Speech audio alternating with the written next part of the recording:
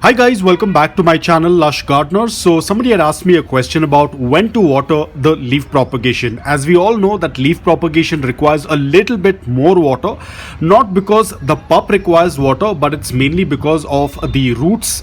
We need to keep the roots well hydrated, otherwise they can very easily get dried out or get damaged.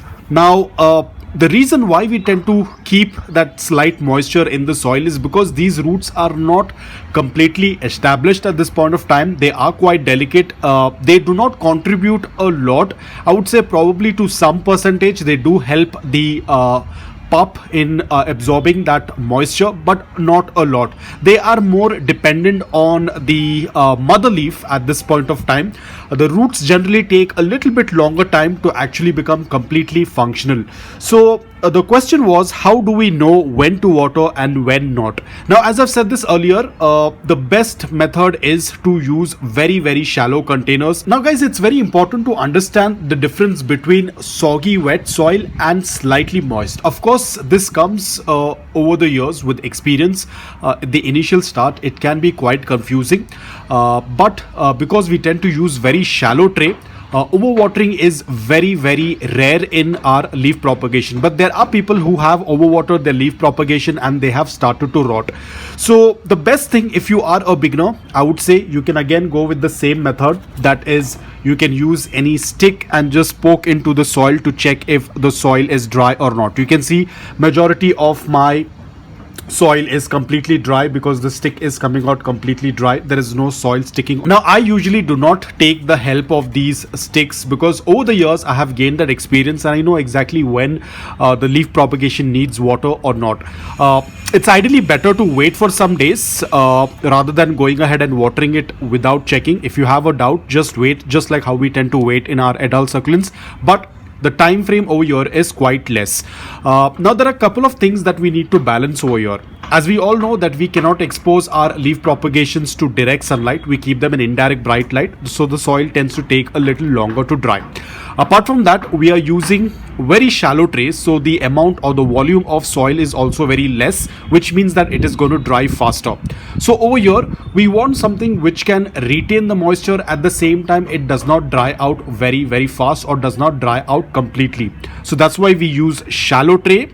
We use coco peat to maintain that slight amount of moisture along with garden soil. So you need to strike that balance. Now, the best thing what I would advise, apart from that stick, you can always go with these transparent containers because these will help you understand much better when the soil is dry or not. But here, as you can see, the soil is completely dry. I can see it. It's not darker in color, it's lighter in color. It indicates that the soil is dry.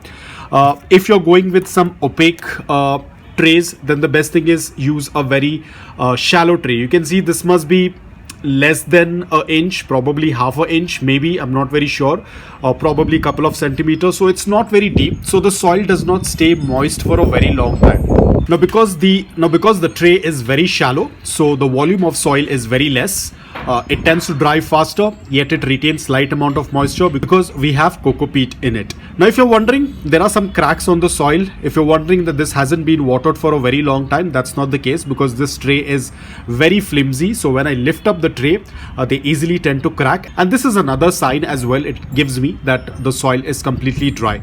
So because of the flimsy plastic, so it gives that cracking effect on the soil, which also is a very good indication for me that it is time to water. Now, if you have been following me for a very long time, you might have seen I tend to use these injections at times to water. In between, I did not find it, so I used to do bottom watering. Now about watering, bottom watering, as I've said, is one of the best method of watering your leaf propagation because in bottom watering, the soil does not get soggy wet, it just gets slightly moist. So you have a very less chance of overwatering your leaf propagation. But of course, you can go with top watering as well. Top watering can be a little tricky because you need to have a very thin nozzle for this. The best thing what you can do is you can use these syringes that you get in the medical shop. All you have to do is very carefully start to disperse and press that syringe so that you water only the soil without dropping any water on the mother leaf. This practice has been working out really well, but This can be a little bit tricky and little bit time consuming, especially if you do not have a practice of it. If I have some time, I do this, but if I don't have time, I just do the bottom watering. That tends to work out really well. It tends to evenly moisten the soil. Here I have to be extremely careful that I don't drop any water on the mother leaf, and I have to very carefully water only the soil, which can be very tricky. But as I said, when you start getting a good amount of experience, hands-on experience, this tends to become a little bit easy. So in this way, you can water your leaf propagation. But as I said, bottom watering is one of the best method. You don't have to do much. So if you are a beginner, you can either go with the stick method, or you can opt for a container that is transparent, because that is going to give you a much better idea whether the soil is dry or not.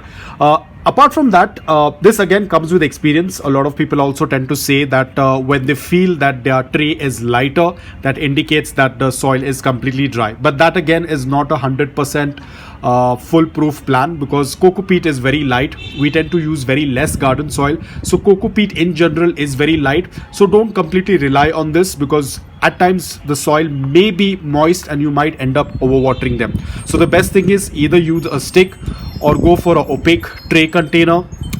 Keep the container as shallow as possible. That is going to work out really well, because at this point of time they do not need a very deep container, because they are just evolving. Their roots are very delicate, they are very fine. They don't need a lot of space at this point of time. Only when they start to grow, let me find my other pot. It's only when they reach to a decent size, they start developing really strong established roots. That's when we start putting them in a larger pot, individual pots, and then they start doing quite well. If you remember this purple delight, I had taken the pup out and put it into an individual pot. This is Graptosedum ghosty, which also has been put. Probably I can put another 2 or 3 pups in this, and it is going to do quite well, because right now the roots are very well established, because at this stage the roots are completely functional. They are able to absorb moisture from the soil and deliver it to the pup. So over here we tend to use our regular soil mix, which is without any coco peat. But for the leaf propagation we use it, because they're still growing, they're still evolving, they need a little bit more moisture. So guys, that's all about it. I hope that this video was helpful to you. If it was, please hit the like button, and if you're new to my channel, please consider subscribing to it. Until then, take care, stay safe, and keep planting.